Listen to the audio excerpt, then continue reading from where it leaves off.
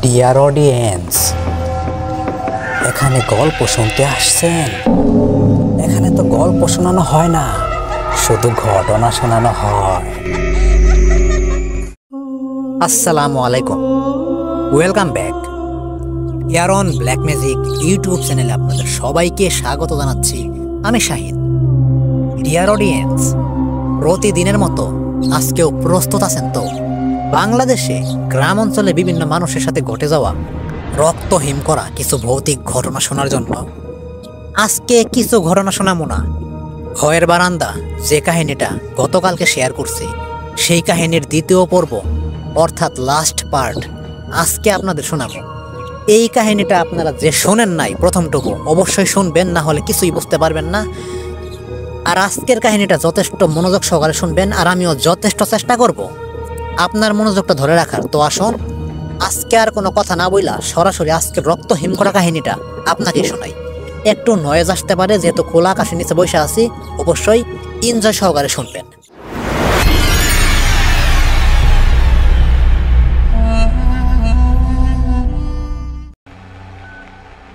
তো সেদিন যখন আমি বুঝতে পারলাম আমার এই ফ্ল্যাটে আসলেই হয়তো কোনো একটা সমস্যা আছে, তো সেদিন রাতেও আমি শুয়ে পড়ি। বারান্দায় মোটামুটি ভয় পাইছি, কিন্তু ভয়টা খুব একটা আমলে নেই নাই দেখাই আমার সাথে পরবর্তীতে এরকম ভয়ানক একটা কাহিনী হয়েছে। কাহিনীটা কীরকম? তো আমি এই ফ্ল্যাটে উঠছি, আজকে 2 দিন পার হয়ে গেল। প্রথম রাতে কোনো রকম কোনো কাহিনী হয় নাই, কিন্তু দ্বিতীয় দিন এই বারান্দায় আমি এইরকম জিনিস অনুভব করছি। তারপরেও বললাম তো খুব একটা আমলে নেই নাই। পরের দিন কাজে চলে যাই, রাতের বেলা ব্যাক করি, বাসায় আসি। বাসায় আসার পর গোসল করি, রাতে রান্না করি, খাওয়া দাওয়া কইরা সেই ব্যালকনিতে গিয়ে একটু দাঁড়াই। রাত আনুমানিক 9টা। যেই সময় আমি ব্যালকনিতে গিয়ে দাঁড়াইলাম তখন আমি বুঝতে পারলাম আজকেও কিছু একটা এখান থেকে সইরা ছাদের উপর চলে গেল। একলা ঘরে যদি কেউ কাউকে ফলো করে কিরকম একটা অনুভূতি হতে পারে অবশ্যই আপনারা বুঝেন। সেদিন আমি আর ব্যালকনিতে খুব একটা সময় কাটাইলাম না। সারাদিন অনেক কাজ করছি, শরীরটা একটু ক্লান্ত লাগতেছে, একটু শুয়া পড়ি। এই চিন্তা কইরা সেদিনের মতো শুয়া পড়ি। রাত আনুমানিক 3টা। জানি না হঠাৎ কইরা কেন আমার ঘুমটা ভাঙে গেল। কোনোদিন এই সময় আমার ঘুম ভাঙে না। ঘুমটা যখন আমার ভেঙে গেল, রুমটা আমার একদম অন্ধকার। আমার মনে হইতাছে আমার যে খাট, সেই খাটের চারপাশ দিয়া কোনো একটা মানুষের স্পর্শ আমি অনুভব করতে পারতাছি, সে ঘোরাঘুরি করতেছে। ভয়ে ভয়ে আমি লাইটটা অন করি। লাইটটা অন করার সাথে সাথে আমার মনে হইল আমার ঘর থেকে কিছু একটা কালো ছায়া ধোয়ার মতো সেই ব্যালকনির উপর দিয়া ছাদের দিকে চলে গেল। এইবার আমি এত পরিমাণে ভয় পাইছি যা ধারণার বাইরে। সেদিন আমি জানালা বন্ধ কইরা ঘুমায়া পড়ছি সর্বোচ্চ 1 ঘন্টা।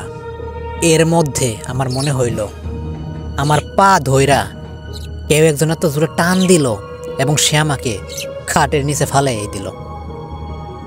আমি তখন ওঠার চেষ্টা করলাম, কিন্তু মনে হইল আমার পা ধইরা কেউ আমারে সেই ব্যালকনির দিকে নেওয়ার চেষ্টা করতেছে এবং আমাকে টাইনা নিয়েও গেতাছে।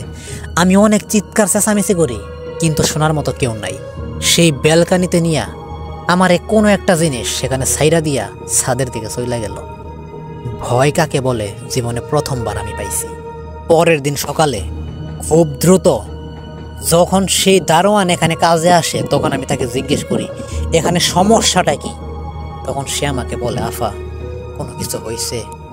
তখন আমি A to Z খুইলা বলি, এই 2-3 দিন ধইরা এরকম কিছু হইতাছে, কাহিনীটা কি আমায় বলেন। তখন আমাকে সেই দারোয়ানটা যা বলে তা তো না বললে বুঝতে পারবেন না। তখন বলে এই রুমে একজন স্বামী স্ত্রী থাকতো, তো সেই স্বামী স্ত্রীগুলোর মধ্যে একদিন প্রচুর ঝগড়া হয় এবং সেই লোকটা তার বউকে একদম পিটাইয়া মাইরাই ফালায় এবং সেই ব্যালকনিতে লাশটা টাইনা নিয়ে সেখানে ফালাই রাখে। অনেক দিন যাবৎ এই রুমটা একদম বন্ধ ছিল। অবশেষে যখন বাড়ির মালিক রুমটা খুলে পচন ধরা যায় সে লাশটা, এত গন্ধ, তখন সেই মালিকটা পুলিশকে ডাকে। পুলিশ ইনভেস্টিগেশন শুরু করার পর সেই লোকটাকে ধইরা বের করে তো সে সব কিছু স্বীকার করে যে হ্যাঁ আমি খুন করছি। তো সে এখন হেফাজতে আছে। তারপর থেকেই এই রুমটাতে যে ভাড়া আসে তার সাথে কোনো না কোনো কিছু হয়। আপনি তো শুধু এইটুকু দেখছেন, এখানে আরো অনেকে এমন কিছু দেখছে, এই মহিলাটাকে একজন লোকে পিটাইতাছে, মারতাছে, লাশটা টানতাছে। আপনি তো শুধু এইটুকুই দেখছেন। তারপরের দিন সেই বাসা থেকে আমি চলে আসি, আর থাকবো না। আমি জীবনে যা বিশ্বাস করতাম না তাই আমার সাথে হয়েছে। এত পরিমাণে ভয় পাইছি যা কল্পনার অতীত। যত দ্রুত সম্ভব আমার জিনিসপত্র নিয়ে সেই বাসা থেকে আমি কাইটা পড়ি এবং আমার যে ফ্রেন্ড আছে তাদের বাসায় গিয়ে আমি থাকি, যে পর্যন্ত দ্বিতীয় কোনো রুম না পাই। তো ডিয়ার অডিয়েন্স, এটাই ছিল একটা সত্য একটা ঘটনা, জানি না বিশ্বাস করবেন কিনা।